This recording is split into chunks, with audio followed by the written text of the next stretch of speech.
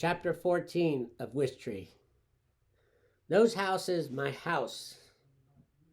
One painted blue, one painted green, one with a black door, one with a brown door, one with a yellow mailbox, one with a red mailbox. For well over a century, I'd stared at them. Prim and proper, small, same small size, same boxy shape, same pitched roof, and squat brick chimneys. Architectural siblings.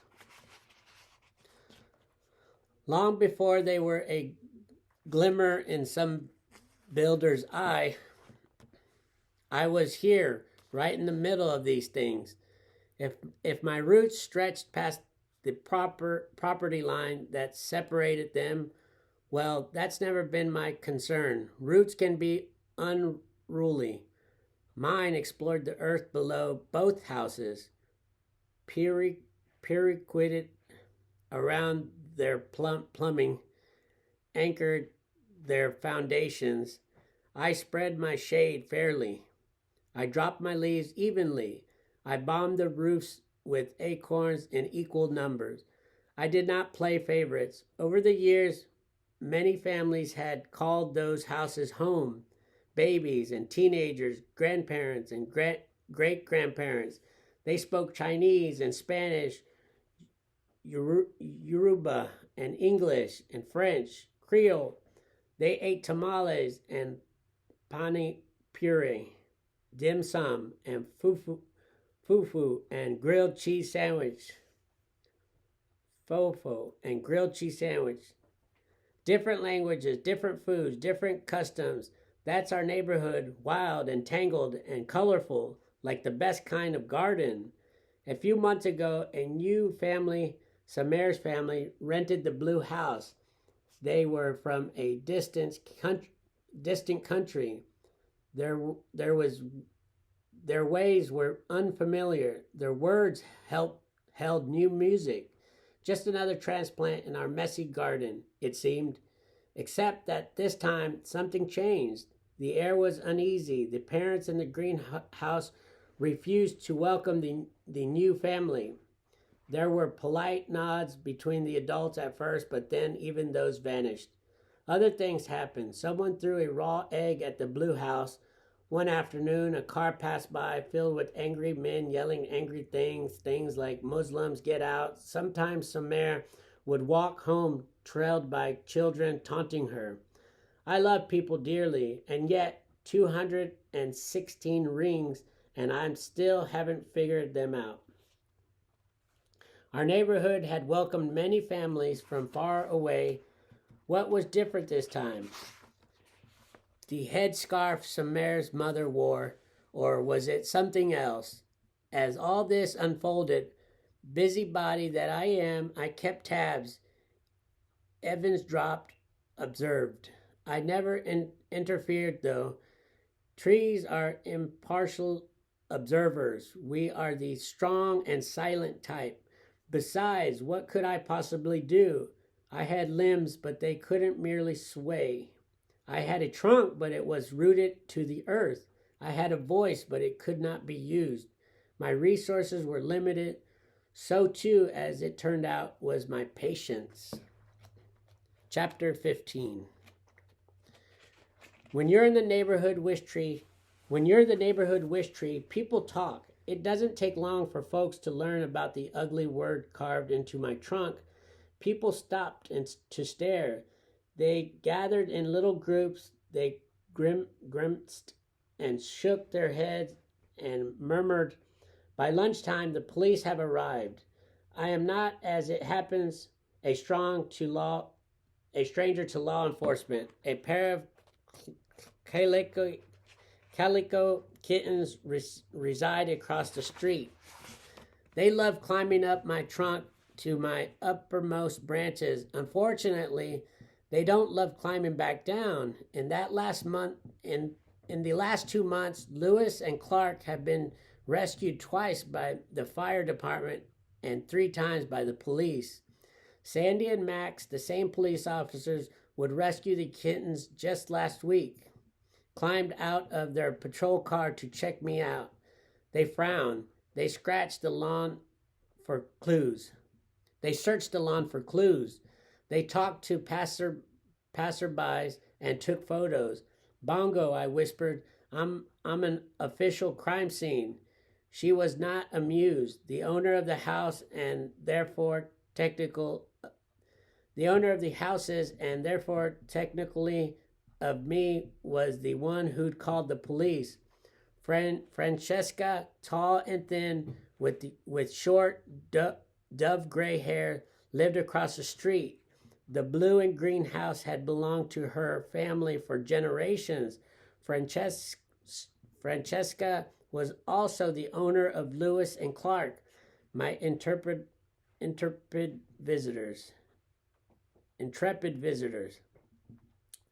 With a grim look on her face, Francesca strode across the street to talk to the police.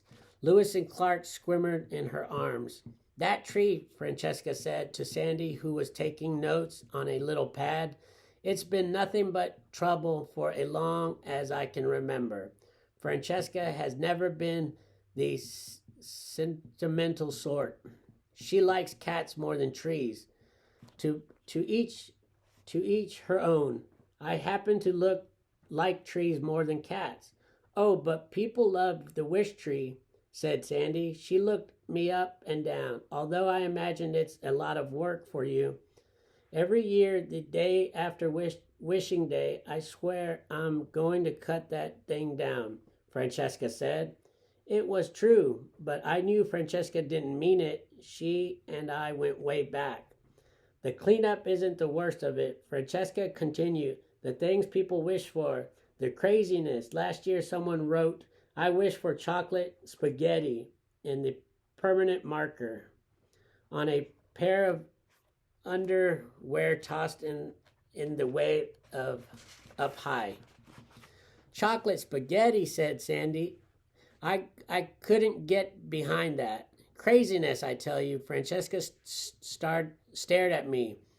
It's just a tree, after all, just a tree. Just a tree seemed a tad unfair, but Francesca looked tired and angry, so I tried not to take it personal. Sandy closed her notebook. People believe what they want to believe about trees. She stared at the newly carved word about people too. What now? Francesca asked. Dunno, said Sandy. The tree belongs to you, not to the new family, and you've been here forever.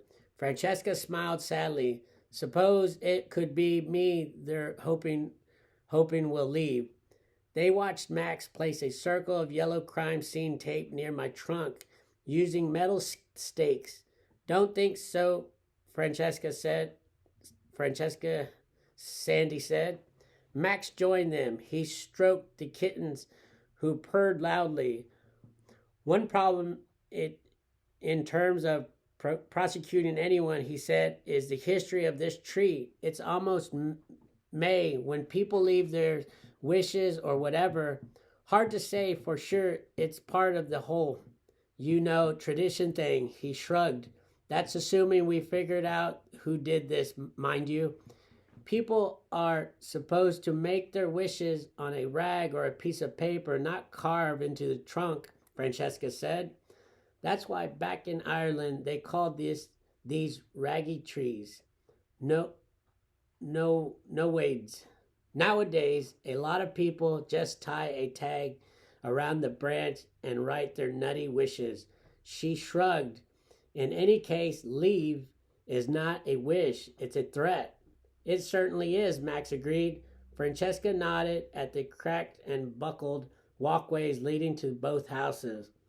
Tell you one thing, wish trees or not, this oak is destroying the walkways, messing with plumbing too. Roots go on forever. She shook her head. Maybe it really is time to cut it down. No more leaves to rake, no more wish day mess, no more of these unkindness. Lewis leapt from Francesca's grasp and dashed for my trunk. Sandy tackled him just in time. We'll finish up our investigation in a day or two, but out of your hair, Max said. Then you'll be free to do whatever you want with the tree. You know, Francesca said, taking Louis from Sandy, my father almost cut this tree down years ago. My mother wasn't having it. Family lore or some such thing. Soft-hearted nonsense, she sighed. Guess it's up to me.